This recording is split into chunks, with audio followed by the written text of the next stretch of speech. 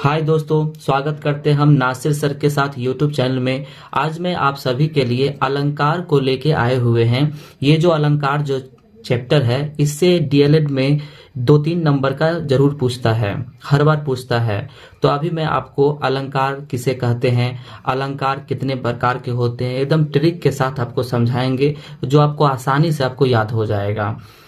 तो अलंकार, अलंकार का मतलब क्या होता है? ये जो अलंकार है इसका मतलब क्या होता है? जिस शब्द का इस्तेमाल करके काव्य, यानी काव्य क्या होता है, कुछ बोला जाता है उसको, कि शोभा बढ़ाई जाती है, उसे अलंकार कहते हैं। यानी जिस शब्द का इस्तेमाल करके काव्य की शोभा बढ़ाया जाता है, यानी काव्य जो हम बोलते हैं वो थोड़ा अच्छा टाइप से है ना, यानी उसका शोभा बढ़ जाता है, उसे ही अलंकार कहते हैं। अलंकार 3 प्रकार के होते हैं, है ना। ये 3 प्रकार के होते हैं।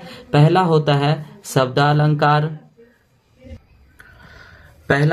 शब्दालंकार, दूसरा होता है अर्थालंकार, है ना, अर्थालंकार, और तीसरा होता है उभयालंकार।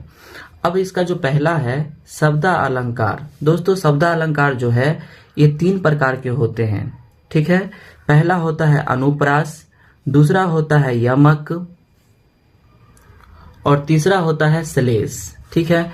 अब इसको याद कैसे करेंगे, है ना। आपको याद अगर नहीं रह पाता है तो ये अनुप्रास, यमक और श्लेष, तो इसको याद करने का एक ट्रिक है।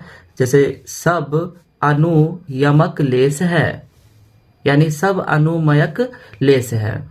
अब सब का अर्थ क्या होता है, सब से हो जाता है शब्दालंकार, है ना, ये वाला शब्दालंकार।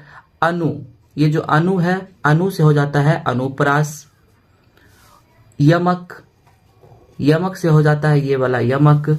और लेस, लेस से हो जाता है श्लेष, यानी कि सब अनु यमक लेस है। तो ये याद करने का ट्रिक है, इससे आप आसानी से याद रखेंगे। सब से शब्दालंकार, अनु से अनुप्रास, यमक से यमक, लेस से श्लेष, ठीक है। अब इसका जो सेकंड नंबर है अर्थालंकार, इसके बारे में जानेंगे। ये जो अर्थालंकार है ये 5 प्रकार के होते हैं। इसके 5 प्रकार हैं। पहला होता है उपमा, दूसरा होता है रूपक, तीसरा होता है उत्प्रेक्षा, चौथा होता है अतिशयोक्ति, और 5वां होता है मानवीकरण। अब इसको भी याद करने का ट्रिक है। अभी हम आपको ट्रिक बताएंगे जिससे आपको ये 5 जो है ये आसानी से आपको याद रहेगा। ये वाला इसका ट्रिक है अर्थालंकार का। अतिशमान रूप की उपेक्षा अर्थ उपमा की, यानी आप इतना बात को याद रखेंगे, अतिशमान रूप की उपेक्षा अर्थ उपमा की। अब यहाँ पे ये जो है लिखा हुआ है ये इतना लिखा हुआ है अतिश, ठीक है, अतिश। तो अतिश से आप याद रखेंगे, इसका हो जाता है अतिशयोक्ति। पहला जो इसका जो होता है अतिशयोक्ति हो जाता है। मान, अब यहाँ पे मान लिखा हुआ है, मान से आप याद रखेंगे, ये मान से आप रखेंगे याद मानवीकरण।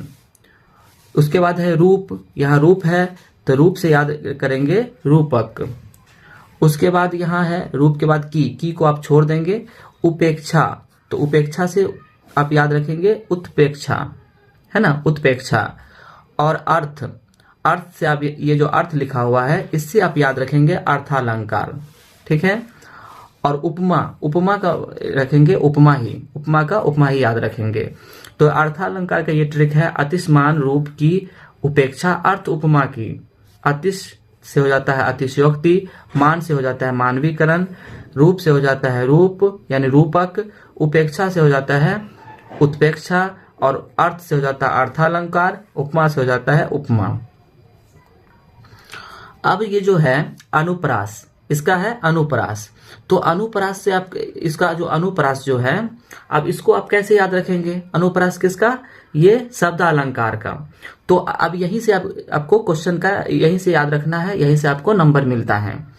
तो अनुप्रास अलंकार, एक ही वर्ण का बार बार आना, यानी एक वर्ण अगर बार बार आएगा तो वो अनुप्रास अलंकार कहलाएगा। जैसे कि मधुर मधुर, मुस्कान मनोहर, मनोज वेश का उजियाला। अब यहाँ पे जो मधुर है इसमें भी मौ है, यहाँ जो मधुर है इसमें भी मौ है। मुस्कान, मनोहर, यहाँ भी मौ है। मनुज, यहाँ भी मौ है। तो ये जो मौ जो है ये बार बार आ रहा है, यानी म जो वर्ण है ये बार बार आ रहा है, तो ये जो है ये काव्य जो है ये हो गया अनुप्रास अलंकार। तो अगर आपको ऐसा दिया हुआ रहेगा और उसमें अगर वर्ण अगर बार बार आएगा तो आप समझ जाएगा कि ये अनुप्रास अलंकार में है। इसका जो सेकंड नंबर है यमक अलंकार, यानी एक ही शब्द का बार बार आना। यानी अनुप्रास में क्या था, एक वर्ण का बार बार आता था, लेकिन यमक में क्या होता है, एक ही शब्द का बार बार आना, यानी यमक अलंकार कहलाता है। जैसे इसका है, पहला है काली घटा का घमंड घटा, कनक कनक ते 100 गुनी मादकता अधिकाय। ठीक है, अब यहाँ पे काली, यहाँ भी है काली और काली नहीं घटा, ठीक है, काली नहीं घटा, घटा यहाँ भी घटा है, ये काली नहीं होगा, और यहाँ भी घटा है ना। कनक यहाँ भी कनक है और यहाँ भी कनक है, तो काली घटा का घमंड घटा, इतना में क्या है, घटा यहाँ भी है और यहाँ भी है। ठीक है, कनक कनक, कनक इसमें भी है, कनक इसमें भी है, तो यानी इसमें क्या है, ये जो काव्य है इसमें एक शब्द का बार बार आ रहा है, यानी घटा जो है, घटा ये 2 बार आया है, इसमें जो कनक है ये कनक ये भी 2 बार आया है, तो ये जो है ये कहलाएगा यमक अलंकार। यानी एक ही शब्द का बार बार आना यमक अलंकार कहलाता है, और एक ही वर्ण का बार बार आना अनुप्रास अलंकार कहलाता है। तो आप लोग को समझ में आया। अगर ऐसा दिया हुआ रहेगा काव्य जिसमें एक शब्द बार बार दोहराता है तो आप समझ जाएंगे कि ये यमक अलंकार है। इसका जो थर्ड नंबर आता है श्लेष अलंकार।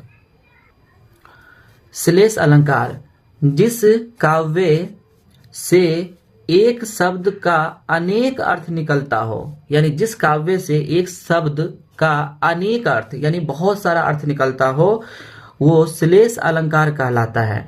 यानी अभी काव्य जो लिखा रहेगा उसमें देखिएगा कि आपको काव्य का अलग अलग अर्थ निकलता है। ठीक है, जैसे कि यहाँ पे एक एग्जाम्पल दिया हुआ है, रहमन पानी राखिए बिन पानी सब सून, सून पानी गए न उभरे मोती मानुष चून। अब यहाँ भी पानी है, यहाँ भी पानी है और यहाँ भी पानी है ना।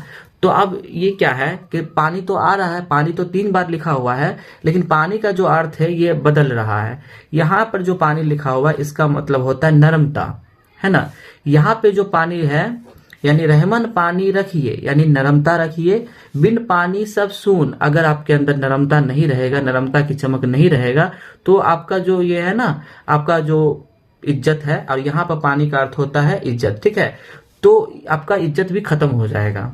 तो अगर आपको ऐसा अगर दिया रहेगा जिसमें क्या हो कि एक अगर शब्द है उसका अर्थ निकलता हो, है ना, एक ही शब्द बार बार आ रहा हो और उसका अर्थ अलग अलग हो, तो वो श्लेष अलंकार कहलाता है। तो आप आसानी से आप चुन लेंगे।